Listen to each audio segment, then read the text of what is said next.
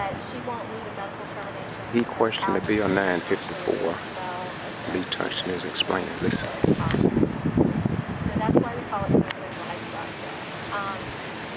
As it is written, it is the second worst anti-women reproductive health bill information.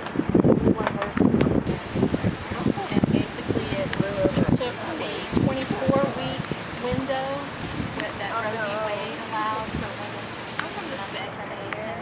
It whittled that back to 20 weeks. There's no exception for rape or incest or for the age of the mother.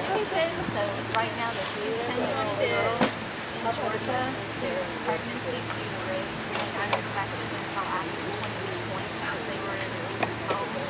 So in Georgia they are denied the right to medical termination.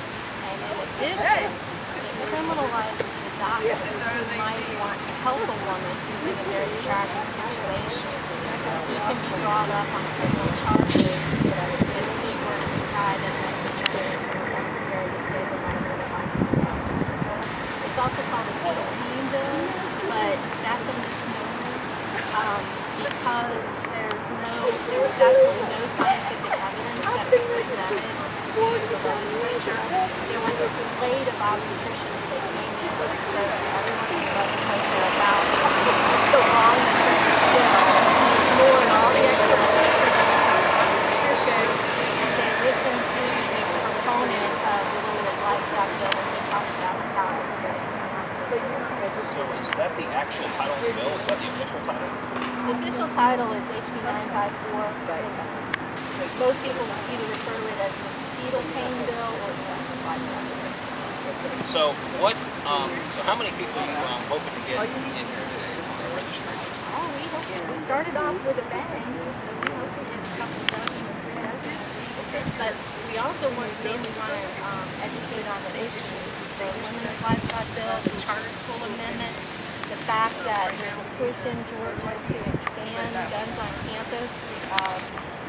Our Valdosta delegation already voted to allow guns in stadium parking lots and school parking lots and college parking lots. So that already went through. There's they're under a lot of pressure from the NRA to expand that to allow it in dorms and everything else. But VSU was the first school in Georgia that the faculty senate passed a resolution to oppose. And what about these charter schools? There's a great article on the front page of the Valdosta Times today. There's an amendment on the ballot. It's number 1 on the ballot. It sounds really good. It sounds like charter schools is a good thing. Well, what it does is it takes the control of a charter school away from your local community and gives it to state legislature. They would appoint people to be in charge of it. So if they decided to build one in Lance County, all of us would have to pay for it, but we would not have a school board that we could go to and say, we want this curriculum, we want these standards for the teachers, we want this contracting firm to build the school. All of that would be taken away from us, yet we would have to pay for it. The legislature passed the law already and it was struck down as unconstitutional as taxation without representation. So instead of just letting the Supreme Court decision stand, all of these legislators went around behind that decision and they said, let's amend the Georgia Constitution. All of our Valdosta delegates, Amy Carter, Tim Golden, Ellis Black, Joseph Shaw, they voted for this to amend the Georgia Constitution, and it would be disastrous for public education. How so? It would take money from schools that are already losing money due to austerity cuts and funnel it into a school over which we have no control and which would be run by for-profit education companies. There's a whole group of out-of-state for-profit education companies that are pushing this. They're funneling money into Georgia. They're trying to get this passed because if it passes, they're going to get a piece of the Georgia education budget, which is the largest percentage of our Georgia tax base in Georgia. They're going to get a piece of that. Our public schools have already lost $3 billion over the last 3 years.